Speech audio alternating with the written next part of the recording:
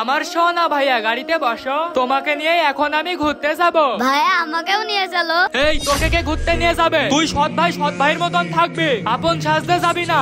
পানি খাবো। হ্যাঁ ভাইয়া দাঁড়াও, পানি নিয়ে আনছি। এই শোন, আমি ইয়ানুরের জন্য পানি নিতে যাচ্ছি, ওর ধারে কাছে যাবি না, কিন্তু ওর দিকে ভালো করে খেয়াল রাখবি যেন পড়ে না যায়। আচ্ছা। পড়ে গেলে তোর খবর আছে।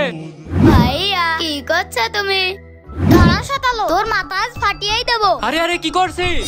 এই ইড্ডা, আমি ছিলাম না এই সুযোগে আমার ছোট ভাইকে মারতে যাচ্ছিলে? না ভাই, আমি ইয়ানুরকে মারতে যাইনি। তাহলে কি করছিলে? ভাইয়া এই দেখো কি।